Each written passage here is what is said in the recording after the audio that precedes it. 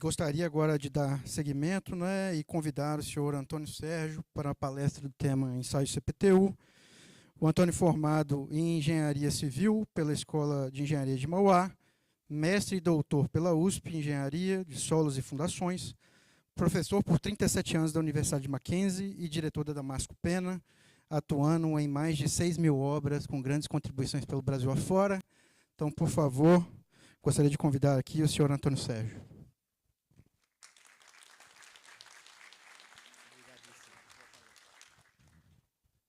Obrigado, boa tarde. Obrigado à BGE, obrigado à Fundação Vitor Dekesch pelo convite, né? Obrigado aí pela presença de todos. O nosso assunto hoje aqui são os ensaios CPTU.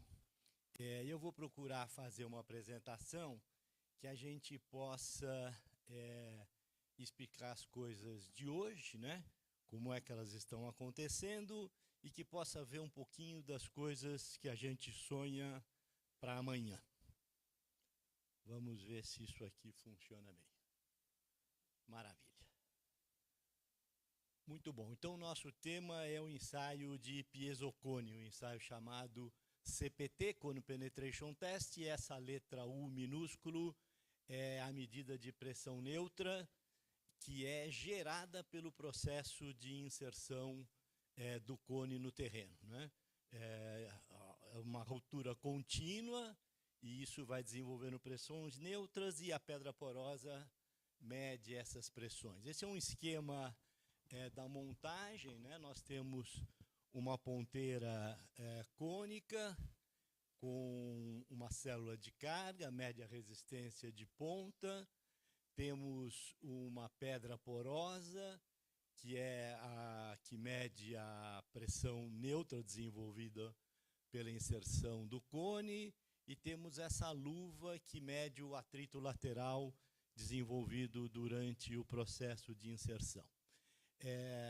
Algum equipamento na superfície, com o macaco hidráulico, gera um esforço vertical, ele é estático, e avança essa ferramenta no terreno numa velocidade constante de 2 centímetros por segundo, ou seja, o ensaio ele é contínuo e o terreno vai sendo continuamente rompido, e as leituras na ponta, no atrito lateral e na pressão neutra podem ser feitas, por exemplo, de 1 em 1 centímetro, né? Então, quando eu percorri 1 metro, eu tenho 100 leituras da ponta, 100 leituras do atrito lateral e 100 leituras do desenvolvimento de pressão neutra. Então, a riqueza de informações é, assim, muito grande, né? E a qualidade das informações, como são células de carga calibradas, também é uma qualidade muito grande. Pulou alguma coisa? Saturação da ponteira e da pedra porosa, velocidade de avanço 20 milímetros por segundo, intervalos de leitura, por exemplo, a cada 1 centímetro, a cada 5. A perfuração é acompanhada de um inclinômetro, aqui eu esqueci de mencionar, mas aqui tem um tiltímetro, né, que pode medir a perda de verticalidade, né? Medidas em profundidade feitas com um profundímetro, quer dizer que ninguém anota nada de profundidade, tudo isso é registrado automaticamente, né? Eventuais ensaios de dissipação de sobrepressão neutra, então interrompe-se o avanço da ferramenta num ponto de alta pressão neutra e espera-se o retorno da pressão neutra ou de uma parte do retorno da pressão neutra para poder gerar uma simulação de permeabilidade horizontal nos solos de baixa permeabilidade, as argilas, né? Dissipação muito rápida também podem ser feitas em camadas drenantes, por exemplo, em camadas de areia, que seria uma forma de a gente aferir a posição do lençol freático, né? É só interromper o avanço quando está se passando por uma camada de areia, aguardar rapidamente a pressão neutra cai para um nível que é o nível hidrostático, né? Se fizer isso 2 vezes ao longo da profundidade e traça uma reta que vai zerar na posição do lençol freático. Síntese, leituras cada centímetro, 3 sensores, ponta lateral, pressão neutra. Não depende do operador. Não tem que puxar a corda, levantar o peso, bater, nada disso. Rápido e 100% conectado ao escritório via internet, quer dizer, tem alguém executando e o interessado pode já estar recebendo essas informações no seu escritório por internet ao mesmo tempo. 300 informações por metro, em lugar de uma informação clássica do SPT. Resultados em unidade de pressão, não são números de golpes. Eu sempre estou fazendo a comparação com o SPT, porque o SPT é o carro-chefe da investigação no Brasil até hoje, infelizmente. Estratigrafia completa, não por recolhimento de amostras, de testemunho, mas por correlações do valor da resistência de ponta e da razão de atrito lateral, se tem ideia da granulação, se eu estou passando por argilas, siltes, areias, etc. Correlações com inúmeros parâmetros geotécnicos e excelente repetitividade de resultados. Repetitividade de resultados é alguma coisa assim muito forte, porque nós estamos investigando o terreno e tudo que a gente quer saber é como é o terreno. Se o ensaio é repetitivo, é porque os resultados dependem das características do solo. E as características do solo é tudo aquilo que eu quero conhecer. Um esquema de funcionamento, o cone vai sendo inserido, coloca mais uma haste, e desce, mais uma, e desce, quer dizer, é um ensaio contínuo. Se eu tiver que furar 10 metros, eu desço os 10 metros, depois volto. Se for 20, eu desço os 20, depois volto. Ou seja, primeiro eu executo toda a investigação, depois eu recolho a ferramenta e as hastes. Na minha maneira de ver, comparando com o ensaio SPT, é essa desproporção de ferramentas aí que eu peguei um exemplo da medicina. Não sei por que a gente ainda tem o hábito do estetoscópio em 2024, quando isto é de 1902. Por que nós teríamos que estar apoiado numa técnica de 1902 se nós estamos em 2024? Essa é imperdível. O homo incorreto, isso eu tirei de uma publicação da Nova Zelândia, o homo incorretus batendo ali aquele peso do martelo, e agora já mais assim, no século XXI, mais ereto, fazendo CPTU. Você vê que esses pensamentos não são só meus, graças a Deus. Hashtag eu não gosto de SPT. Eu ia escrever eu odeio, mas aí eu achei que alguém poderia amar o SPT aqui, e aí ficaria ruim. Então eu não gosto, eu tenho direito de não gostar. Percurso nos ensaios de campo. Sondagem a percussão SPT, vou, para, mudo a ferramenta, desço outra vez, faço o teste e volto.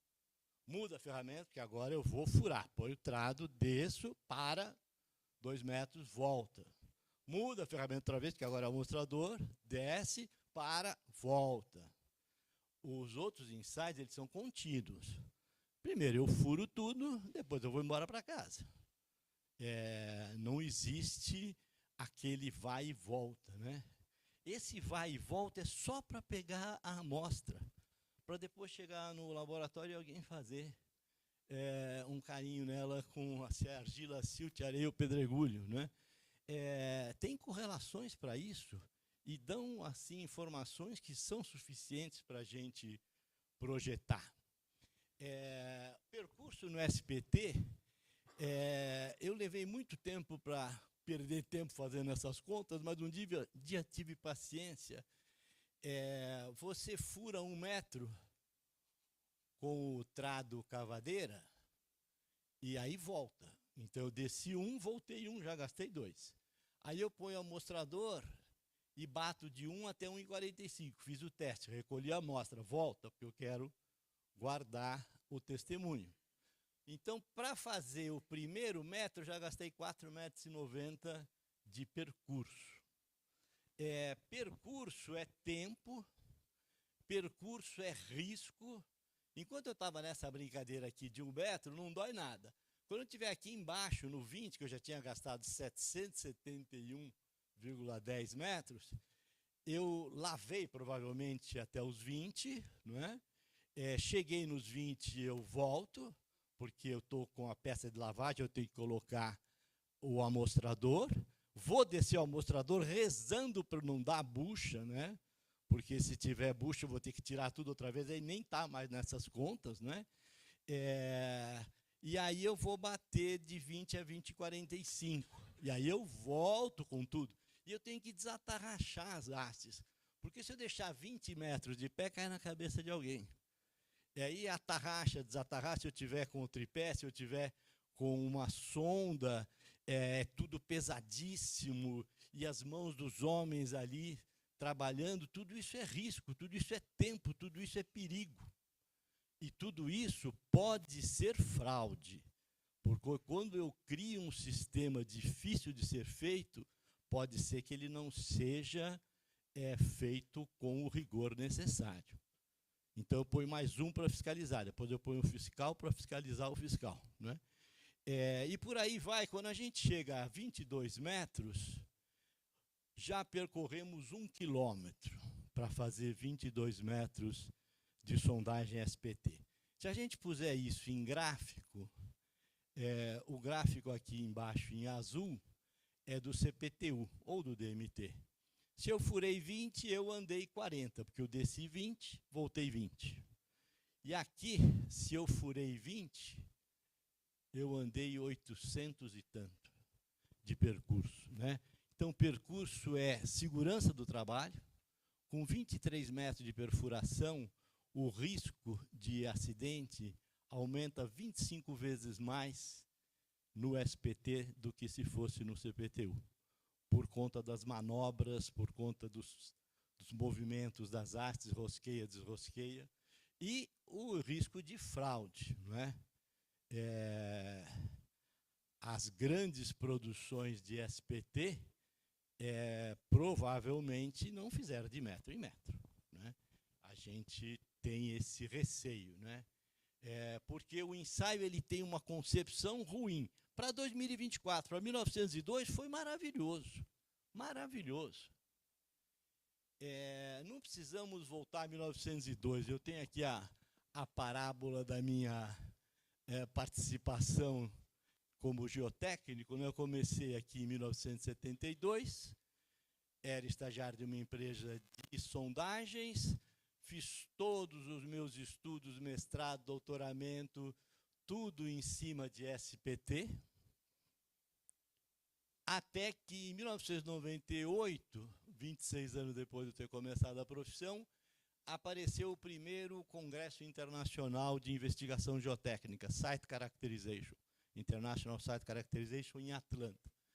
E aí eu pus a cara para fora do país pela primeira vez e fiquei impressionadíssimo com o que o mundo desenvolvido faz e tem. Equipamentos, técnicas, né? E aí só foi piorando. Aqui é umidade ótima, o peso específico seco máximo, o máximo de entusiasmo, 100%, né? Parti de 0% em 72, que nem conhecia o assunto. E daqui, outros congressos, de SC2 em Portugal, e CONE, CPT, e DMT, e as coisas só piorando, piorando. Agora aqui, no mês de junho, ISC 7 em Barcelona, eu zerei o meu gosto por sondagens, até porque eu não encontrei no ISC 7 nem sequer um trabalho sobre SPT. Acabou isso. Isso acabou, não é? Quer dizer, no mundo desenvolvido, não é? Não sei por que nós estamos fazendo isso aqui ainda. Então, daqui para frente, nessa oportunidade que me deram hoje, eu queria falar da sondagem do futuro. A sondagem do futuro, ela já está sendo executada hoje. Ou seja, O futuro já começou, mas eu tenho uma grande esperança de que isso que a gente está mostrando para vocês hoje seja, de fato, a técnica de investigação frequente para o futuro. Sonda multifuncional, preciso disso. Eu não preciso apenas de um sistema hidráulico de inserção do cone, senão não consigo fazer uma investigação completa. Então, a sonda tem que ter 1000 habilidades. Tem que virar um hollow auger, tem que ter muito torque para isso, tem que ter o sistema de revestimento, de coroa diamantada, para fazer sondagem rotativa, para passar obstáculos, obstruções, entulhos, matacões, o que quer que seja. Tem que ter um martelo automático, porque pode ser que eu pegue um trecho muito resistente, que eu queira cravar o SPT por 2 metros, 3 metros, 4 metros, 5 metros, o que tiver que ser. Pode ser que eu tenha que avançar em material rochoso, testemunhar. Pode ser que eu queira coletar amostras indeformadas, né? Com Shelby, com Denison. Tudo isso essa sonda precisa resolver. Aí eu faria CPTU no trecho de material terroso. Então, no trecho de material terroso não entra o SPT, é o CPTU. De preferência, se eu puder acrescentar a letra S, que é o sísmico, seria melhor ainda. Então, de metro em metro, eu dou aquela pancada aqui na superfície e meço a velocidade das ondas de cisalhamento, né? Aí, então, eu não teria mais 300 informações, mas eu teria 301 informações, né? Porque eu ganhei agora também a informação do VS, de metro em metro, desde a superfície, né? Se me aparecer um obstáculo, matacão, entulho, resto de construção, eu posso vencer isso com a rotativa. E, para isso, então, eu fiz o revestimento do furo, saquei todo o CPTU, claro, revesti o furo, avancei nessa obstrução, voltei para um material terroso, coloco outra vez o CPTU. Né? Ele vai descer por dentro do revestimento e depois vai encontrar lá embaixo outra vez o material terroso e vai voltar a avançar nos materiais terrosos. Pode ser que eu atinja solos de altíssima resistência em que o CPTU não penetre mais, mas que por uma qualquer razão de quem está determinando essa investigação precise, pode ser que eu tenha que avançar mais alguns metros com o sistema de SPT mecanizado. 5 metros, 10 metros, 15 metros, 20 metros, o que for necessário, né? Eventuais coletas de amostras em horizontes de interesse.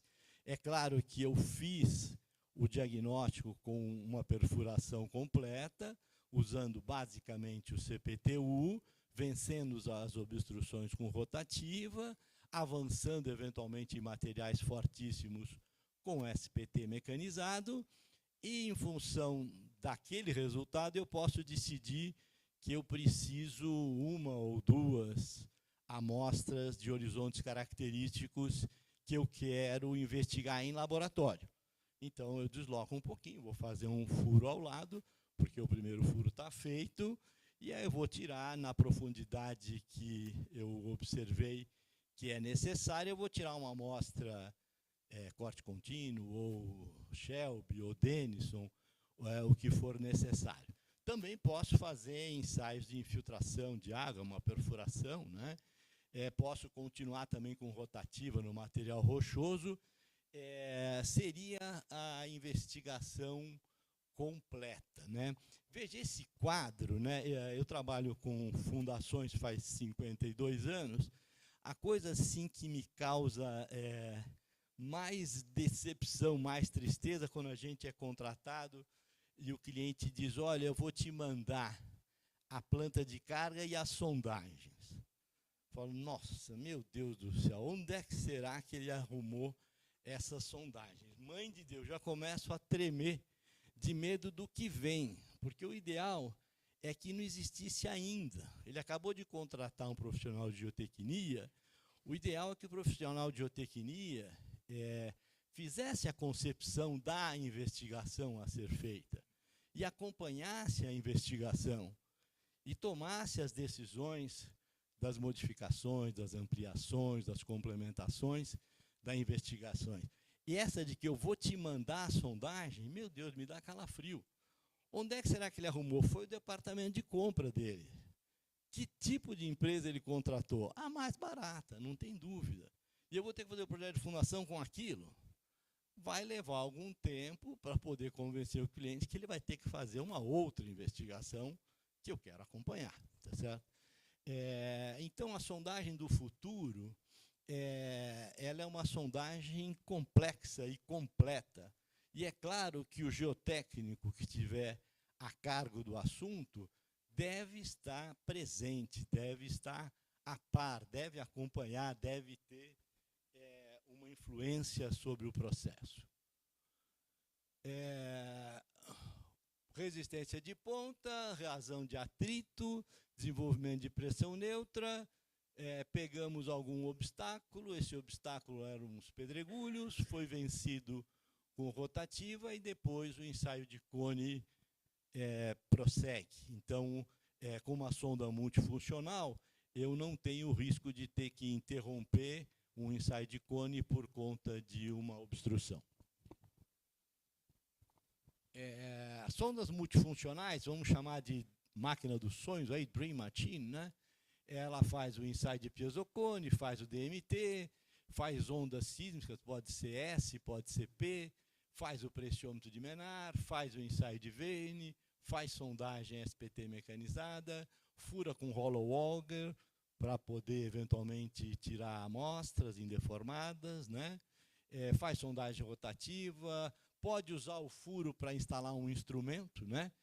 O melhor endereço de se instalar um instrumento é num furo que você tem os resultados da investigação. Aliás, o desejável nos instrumentos, seja principalmente os inclinômetros, né, é que ele seja feito com uma investigação. Aí, quando eu for interpretar os resultados do inclinômetro, eu sei exatamente onde ele está ancorado e por quais materiais ele atravessa, não é? Para poder entender depois o desempenho. Eu posso fazer cravação estática com uma sonda multifuncional e fazer CPTU, ou ensaio de DMT, ou sísmico. Eu posso vencer obstruções. Eu posso usar o hollow auger. O hollow auger é uma tremenda ferramenta, porque ele pode deixar um espaço vazio interno que me permite obter amostras de 4 polegadas. 4 polegadas é um tubão generoso para amostra indeformada, seja o Shelby ou seja o Vane. O Vane eu não consigo tirar com 4, acabo tendo que tirar com 3 polegadas, porque ele tem um revestimento, né? Mas o hollow auger me permite fazer muito mais do que aquilo que a gente fazia antigamente com os tripés, que tinha que tirar a Shelby de 2,5 polegadas, né? Essa é uma montagem de uma praça de sondagens aí do futuro, né? As hastes do cone com todos os cabos passados, a sonda multifuncional. Como é que faz o vídeo andar?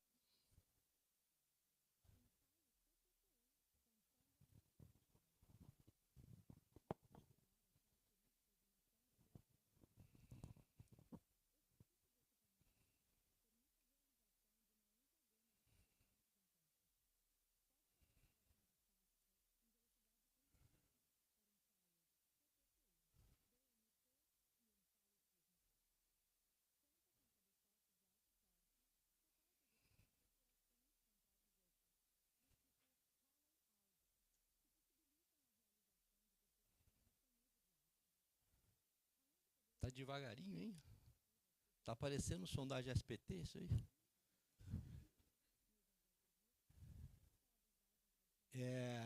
A rotina para fazer ensaio de cone, onde você pode ter camadas de obstrução, era usar 2 equipamentos. Um macaco hidráulico, né, que é o primeiro equipamento, e bater num horizonte impenetrável, tem que vir uma rotativa, cortar, revestir, e depois teria que voltar a máquina do macaco hidráulico para poder inserir o cone, continuar até que aparecesse uma outra obstrução e por aí vai, não é? Quando você está com um equipamento multifuncional, aquele equipamento vai fazer tudo. Quer dizer, ele veio para fazer a investigação, né? A base seria o cone. Enquanto o cone penetrar, for material terroso, vamos com o cone. Encontrou o obstáculo, a rotativa resolve, o cone prossegue e assim por diante, não é? Então, isso é a técnica que já está sendo usada hoje, mas que eu imagino que seria a investigação geotécnica do futuro, né? Em que a gente teria a base, o cone, né? Que é um ensaio muito completo, né? Com 300 informações por metro. E as continuidades com outras ferramentas, né? Esse é um resultado de uma situação que a gente teve duas faixas aqui de obstruções que precisaram ser vencidas, né, para depois poder prosseguir com o cone, né? Nesse resultado aqui, a gente tem as medidas de VS, né, de metro em metro, feito uma leitura de VS. Isso que está aqui em vermelho é o resultado lido do VS, né? O que está em preto é uma avaliação através do software, né? O software também faz uma avaliação de VS pelos resultados lidos do cone, mas é claro, não é exatamente a mesma coisa que a leitura, né? Uma coisa é uma avaliação por correlação e a outra é a medida direta, né? Nós vamos ver aqui no decorrer da apresentação que essas medidas de VS, elas vão ser usadas como um sistema para aferir a qualidade das amostras que a gente eventualmente vai obter, né? Comparando o VS lá medido no campo com o VS depois medido no corpo de prova, no laboratório, através do Bender Element.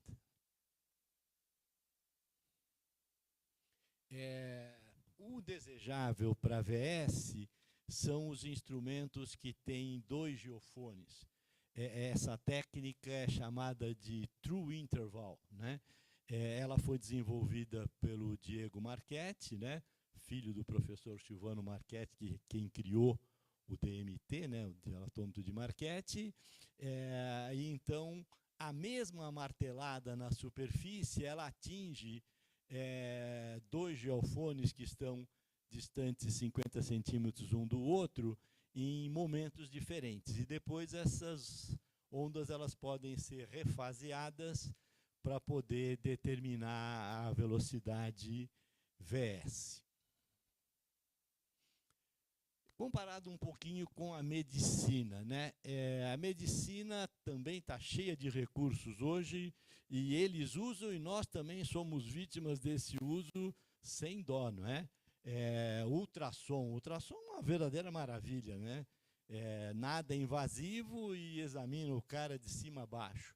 Eventualmente, do ultrassom, acaba indo para uma ressonância magnética, né? Que também é uma baita ferramenta, né?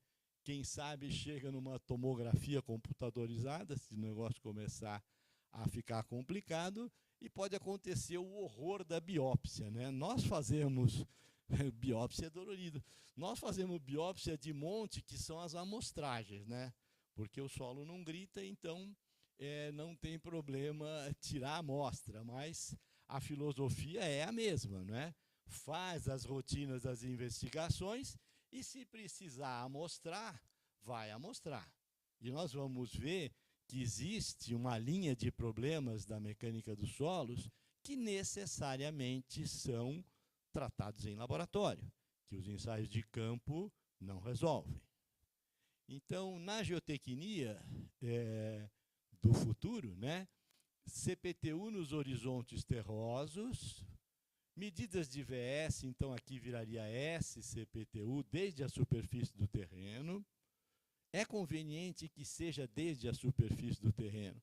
É o mesmo que a gente fazer um SPT e mandar lavar os primeiros 10 metros, porque eu não preciso daquilo.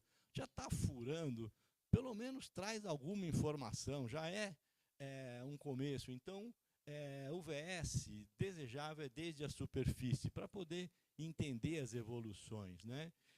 Obstruções são vencidas com sonda rotativa. Eventual prosseguimento em solos de elevada resistência, eu posso usar o SPT mecanizado. E como eu estou trabalhando com hollow auger, eu posso fazer as biópsias, né? As coletas de amostras. Técnicas de amostragem.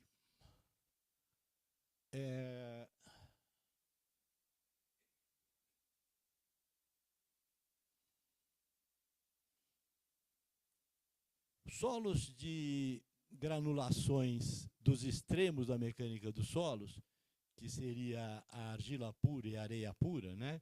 O extremo mais fino e, do outro lado, o extremo dos solos mais grossos.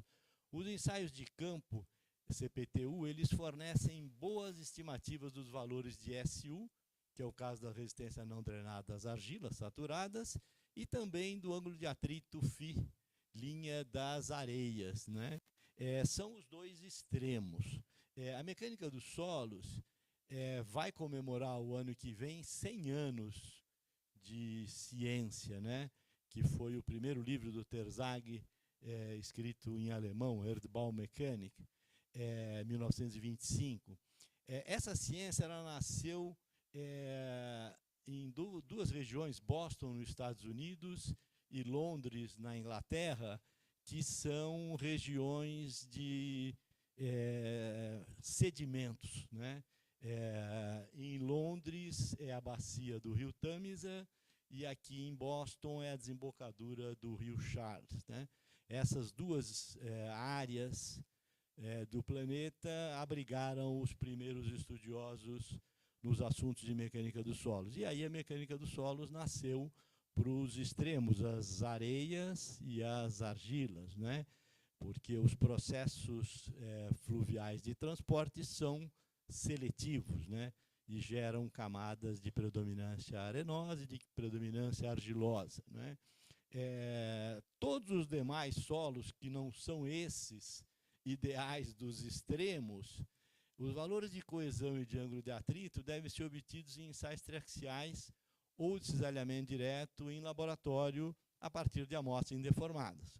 Então, quando o nosso problema é um problema que envolve predominantemente deformabilidade, os ensaios de campo são perfeitos, né? Quando o nosso problema envolve horizontes dos extremos, as areias puras, as argilas puras, os ensaios de campo também são bem razoáveis, e nas areias as dificuldades de amostragem também são muito grandes.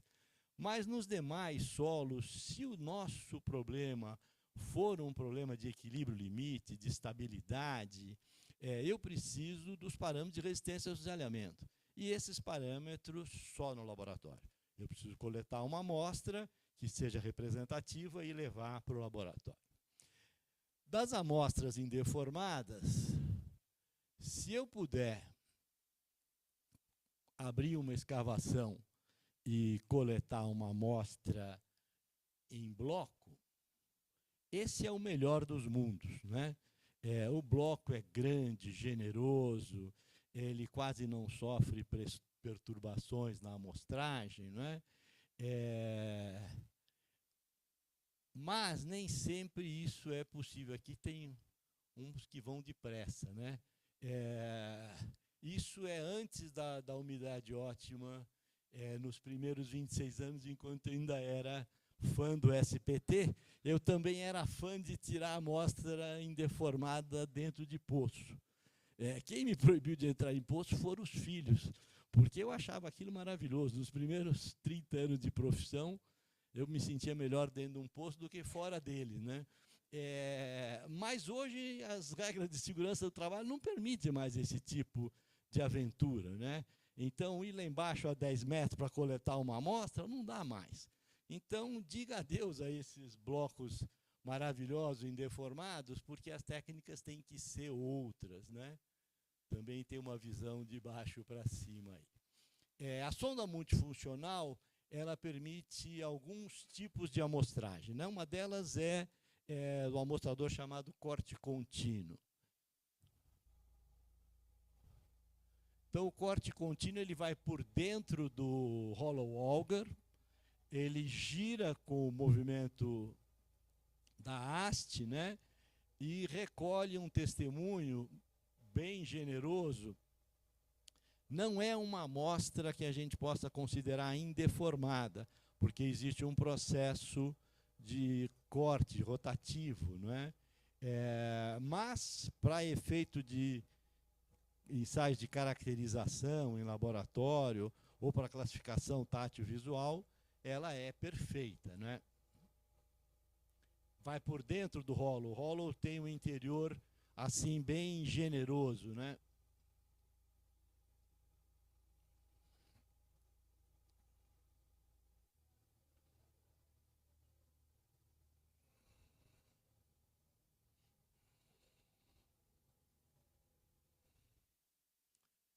Outro tipo de amostrador é o amostrador tipo Denison, né? O amostrador tipo Denison é usado com a sonda rotativa para poder cortar o material terroso já assim mais resistente, né? Então ele tem aqui essa coroa de corte, lá dentro tem um tubo interno, que é um tubo de 3 polegadas, né? E tira amostras de muito boa qualidade para fazer os ensaios de laboratório. O amostrador tipo Shelby. O amostrador tipo Shelby, ele tem uma história que é a história da coleta de amostras de argilas moles, né? Argilas moles saturados. Aqueles solos de SPT P para não sei quanto que hoje falaram aqui, né? P para 72, qualquer coisa assim, não é? É a história do Shelby, né? Só que o tempo também passa, né? Essa concepção do tubo Shelby, Rosler, 1949, né? A proporção de espessura da parede do amostrador e do diâmetro tem que ser menor ou igual a 2,5%. Quer dizer, é um amostrador chamado de parede fina, para que ele seja inserido de forma estática no terreno, sem grande perturbação da amostra, né? E isso aqui se fazia antigamente no tripé, mas com 2,5 polegadas com um amostrador de latão, que dá bem para você tirar a amostra de argila mole, né? O tempo passou e isto aqui é um amostrador de 4 polegadas, né? Não são mais 2,5, e é de aço inox. Então isso daqui é quase um míssil, isso aqui é um negócio assim fortíssimo, enormemente resistente. E aí o horizonte dele não é mais só as argilas moles. O horizonte dele pode avançar pelos solos porosos, aqueles de SPT 3, 4, 5, 6 golpes, né? E pode avançar mais no solo já de consistência assim mediana, né? E nós estamos querendo cada dia avançar mais até amassar bem um desses tubos aí, não é? Mas hoje a gente tem uma ferramenta que nós vamos mostrar, que é o VS. Então, eu posso comparar o VS do campo com o VS do laboratório. E existe um trabalho publicado pelo Antônio Viana da Fonseca, da Universidade do Porto, agora em Barcelona, no ISC 7, em que ele estabelece faixas de notas de qualidade da amostra, fruto do VS de laboratório comparado com o VS de campo. Então, tirar a amostra Shelby com as tais das sondas multifuncionais também é Shelby ou Denison ou corte contínuo, o que quer que seja, né? Eu furo com hollow auger, né? Depois eu vou inserir o tubo Shelby, vou tirar a tampa inferior do hollow auger, vou descer o tubo Shelby de 4 polegadas, né? Também como é que a gente fazia no tripé o esforço vertical de inserção? Era com um jogo de cordas, de polias. E era o braço do homem.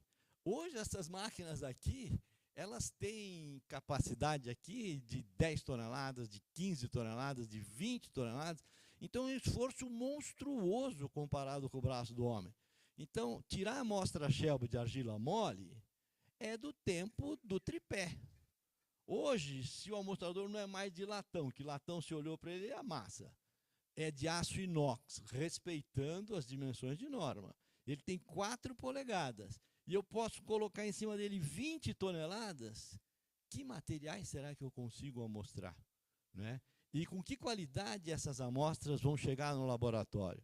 Pode ser que a gente se surpreenda, eu tenho me surpreendido a cada dia positivamente, com coletas de materiais que a gente achava que não viria e vieram, porque nós estamos lidando com outro nível de esforço. Não é? Esse é o tubo de aço inox, que ele tem resistência enormemente maior, ele tem 4 polegadas, né? Ele atende à norma brasileira, mas tem capacidade de penetrar em materiais bem mais resistentes. Esse é um exemplo de uma coleta aqui em material de SPT de 10 golpes, né, com o tubo Shelp. Uma comparação com blocos, parâmetros de índices físicos são muito semelhantes. Esse é o histórico de tensões de quando a gente faz uma biópsia, né? A amostra in situ tem uma determinada condição, ela é descomprimida, transportada, enfim.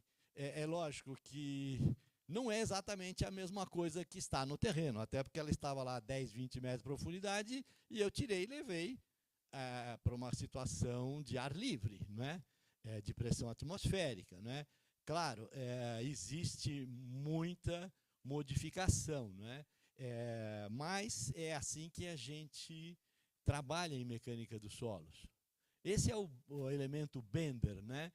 Então, eu moldo aqui um corpinho de prova, por exemplo, no formato do triaxial, e coloco um geofone por cima e outro por baixo. Né?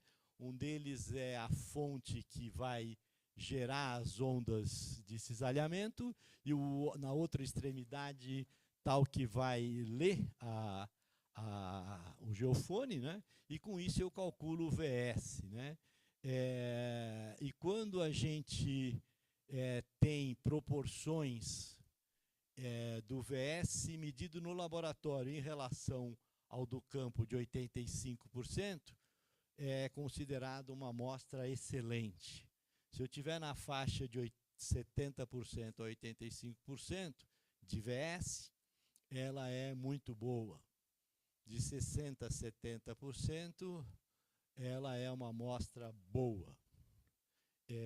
Então, essa ferramenta, que é a ferramenta de aferição de qualidade da amostra, nos abre um horizonte para a gente poder coletar amostras com técnicas que não eram comuns para solos dessa resistência e poder aferir o quanto que isso é ainda representativo ou não. Sondagem do futuro, conclusão. É um procedimento excelente para o reconhecimento estratigráfico do terreno, onde começa, onde termina cada um dos horizontes, né? E qual é a constituição desse horizonte, argila, silt e areia, para avaliar as propriedades de resistência, deformabilidade e tempo de adensamento dos materiais terrosos. Para problemas de equilíbrio limite, como a gente já comentou, é desejável a coleta de amostras indeformadas, representativas, e a realização de ensaios de laboratório para que a gente possa ter os parâmetros de resistência. Muito bom, pessoal. Era isso que eu tinha para apresentar. Agradeço.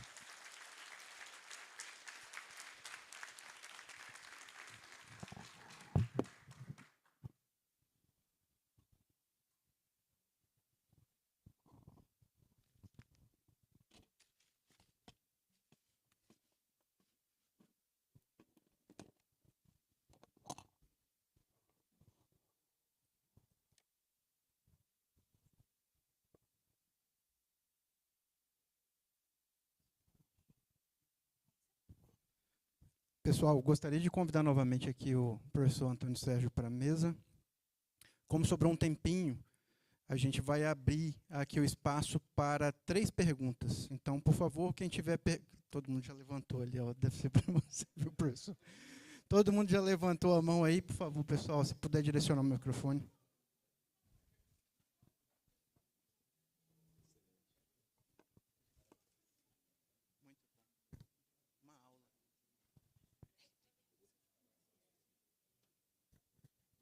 Ele o primeiro.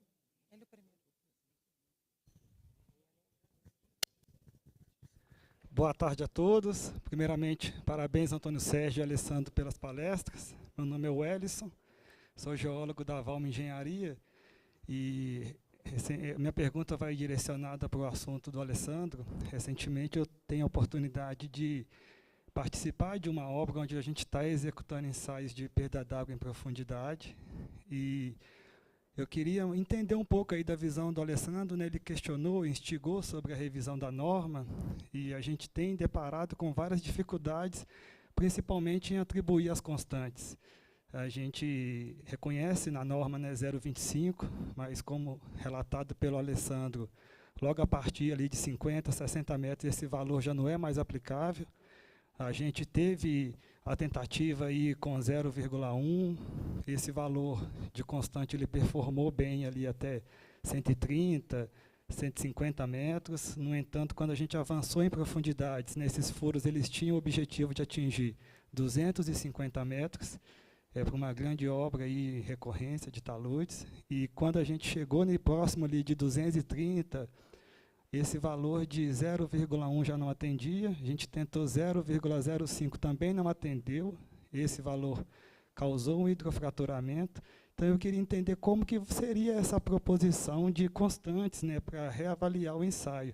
É função da profundidade, é função das características do material, como que isso vai ser pensado?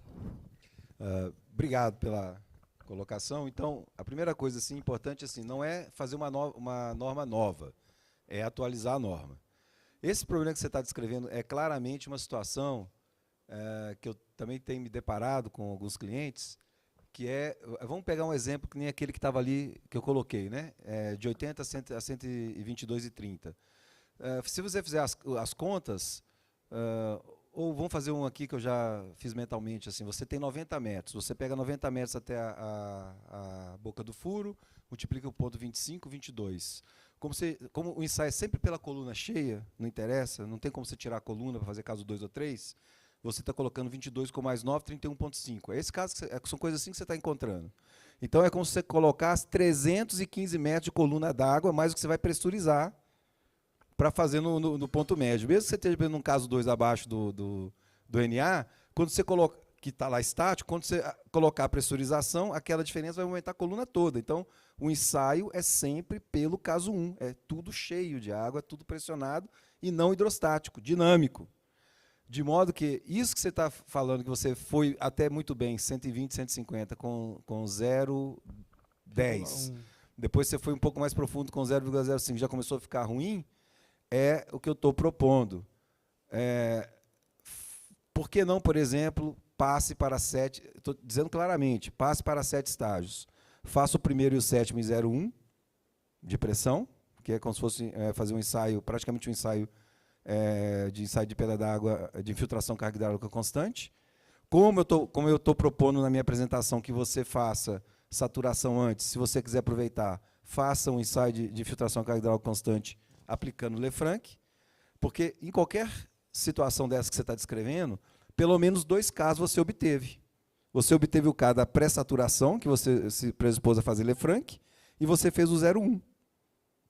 Porque, embora essa norma 108 nasce, na minha opinião, precisando dela ser atualizada, melhorada, lá em 1975 e agora em 2021, a gente já dá a saída para isso também. A gente já dá a saída pelo 0,1 e eu só estou propondo que a gente aumente mais 2 estágios e que a gente considere saturar para ter uma ideia do que vai acontecer para beber, né, de absorção nos ensaios, e você aproveite para obter esse K.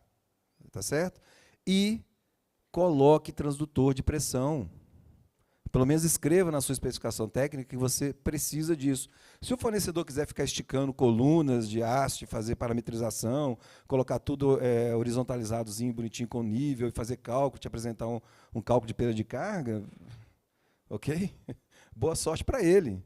Entendeu? Eu prefiro que vocês escrevam uma especificação técnica e digam para mim assim, eu não aceito fazer ensaio de perda d'água sob pressão a partir de 30 metros, ou qualquer ensaio de ensaio de perda d'água sob pressão, ou qualquer coisa disso, se você não me oferecer no seu sistema um transdutor de pressão. E mais essas recomendações que eu estou te falando. Talvez sua saída seja por aí. Tá certo? Sim, agradeço aí a resposta, mas eu vejo, né, que vai ser um desafio essa quantificação aí, né, de qual pressão adotar e como que isso vai responder. Então, com relação ao fator de multiplicação, o que eu estou dizendo para você, a partir de uma certa profundidade, talvez você vai ter que admitir só fazer a infiltração com a carga constante. Obter um K só.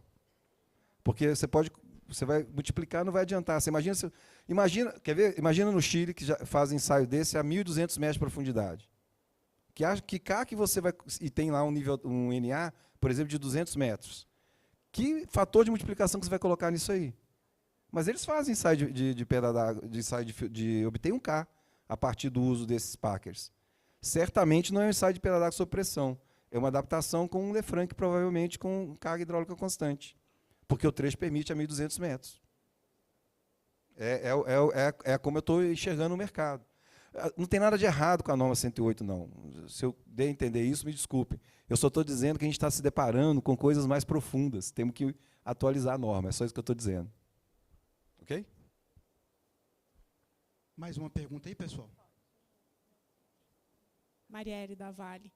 Vocês trouxeram, vocês dois, né, o seu Antônio e o Alessandro. Acho que é uma evolução da investigação, não só para profundidades muito altas, porque a utilização do transdutor, assim como a sonda multifuncional. Queria que vocês trouxessem também como escalar isso para que quais são as principais dificuldades de se escalar, por exemplo, a utilização do transdutor, que já é lá de 1975 do próprio boletim da BGE, e como escalar também a sonda multifuncional para que a gente consiga evoluir na utilização do CPTU e avançar nesses solos que são mais resistentes, que nos fazem utilizar o SPT. Então, aquilo que vocês enxergam de dificuldade de se ter de uma forma mais generalizada e quais seriam os próximos passos para a gente poder ter essa evolução em todas as nossas praças de sondagem. Você primeiro, professor. Seu primeiro na multifuncional, depois eu vou no transdutor. Bom, então a evolução de sonda multifuncional, tem muitas por aí, tem muitos fabricantes, graças a Deus existem fabricantes brasileiros também, o que torna novamente mais acessível, não é? A técnica do CPTU, eu entendo assim que ela tem que ser insistida para vencer o hábito do SPT. Na verdade, ela é até mais fácil, além de ser mais segura, mais eficaz, dá resultados mais confiáveis, ela é até mais fácil. Aquilo de descer e subir é um negócio assim de maluco, não é? Que não há porquê, não é? Se eu estou trocando um ensaio de 1902 por uma técnica moderna, não há por que a gente insistir, não é, no SPT. Agora, é claro, tem obstruções, preciso vencer para prosseguir, precisa da sonda multifuncional, não é? Preciso amostrar, preciso usar um hollow auger, precisa da sonda multifuncional, né? Preciso fazer ensaios de perda d'água, preciso da sonda, tá certo? Mas eu acho que é uma técnica de investigação que dá para resolver inúmeros problemas geotécnicos, não é? E, vamos dizer, para ser utilizada com muita orientação dos geotécnicos, né? Para ser dirigido, né? Não os casos que a gente encontra, vou te mandar a sondagem, pelo amor de Deus, nem me mande, porque eu não quero nem ver o que é isso aí, também não quero usar isso, não é? Mas eu acho que isso, naturalmente, Marielle, vai ser escalado. Eu acho que isso... espero que vá progredir nessa linha. Ok. Marielle, então, sabe como é que escala?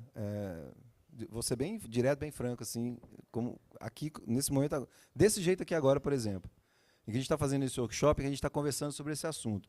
Porque As tecnologias estão disponíveis. Os packers modernos, que têm as memory housing, que recebem os transdutores, estão disponíveis. A tecnologia está disponível. Isso já está sendo usado no mercado, porque eu só apresentei um exemplo ali. Eu tenho inúmeros. Já tenho atendido muitos clientes. Você escala na medida em que as pessoas estejam dispostas a escrever especificações técnicas que dizem para o fornecedor assim: você vai fazer ensaio de perda d'água sob pressão com transdutor de pressão. Acabou. Não tem outra maneira de...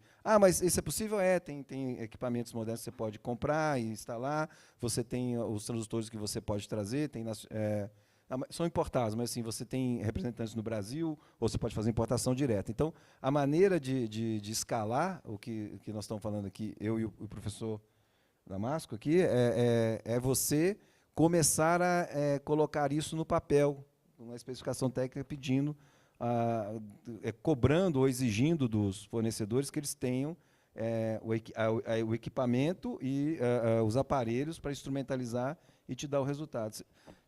Vai ver que as coisas acontecem muito bem. Né? E só uma coisa, não sei se vocês perceberam, é totalmente auditável.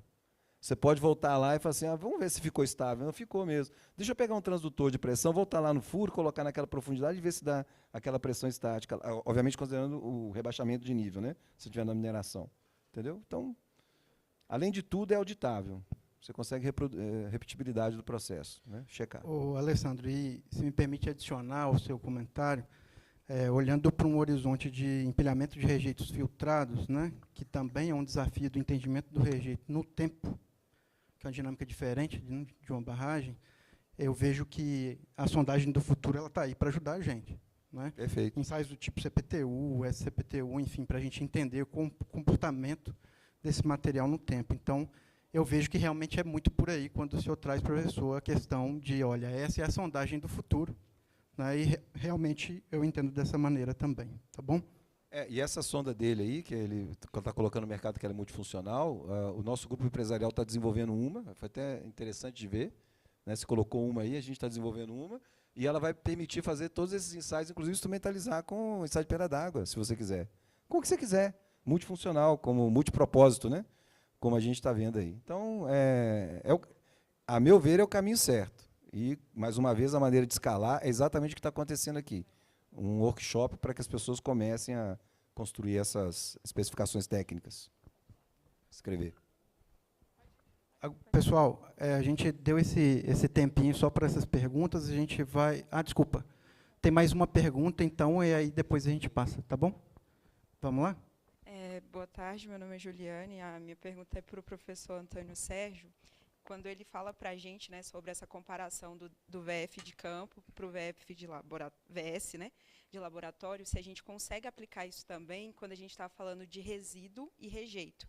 Por que eu faço essa pergunta? Porque a gente tem trabalhado, né, dentro da nossa empresa com resíduo de bauxita, e quando a gente começa a comparar os nossos resultados de ângulo de atrito no nosso CPTU com os nossos ensaios de campo, ensaios de laboratório, a gente começa a ver que os ensaios de laboratório, às vezes, eles tendem a dar um resultado com ângulo de atrito superiores, e a gente começou a trazer dúvida se a forma de amostragem estava certa, se a nossa forma de amostrar o nosso resíduo ali estaria trazendo algum tipo de modificação, de alteração de índices de vazios, e a gente começou até a pesquisar outros tipos de amostradores, que não sejam Denison nem Shelby, porque isso foi uma conversa, né, com o nosso cliente também, e a gente começou a achar que na retirada das nossas amostras indeformadas, a gente estava modificando os princípios ali, porque a gente não conseguia convergir isso para o CPTU.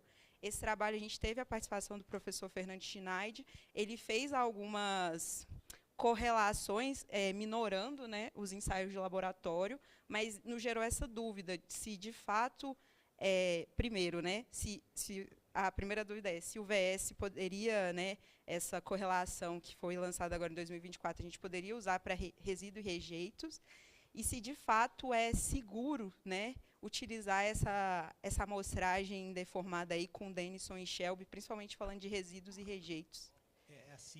Se é seguro julgar a qualidade da amostra pela proporção de VS, Eu não detalhei bem, mas no trabalho do professor Viana da Fonseca, ele faz umas comparações com os critérios antigos do MIT, do LED, que julgava argilas moles a partir de proporção de índice de vazios, né? Agora, ele obtém assim, uma aderência muito boa, né?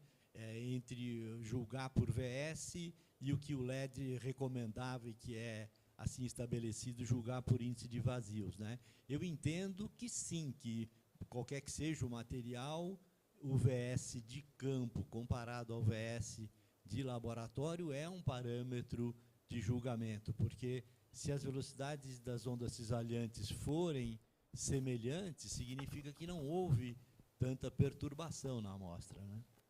Agora, normalmente, existe uma perda de resistência, né, para o laboratório. O que você me conta do inverso é que é curioso, né? Parece que teria sido densificada, qualquer coisa assim, não é? Mas, enfim, não parece muito boa, até porque está invertido, né?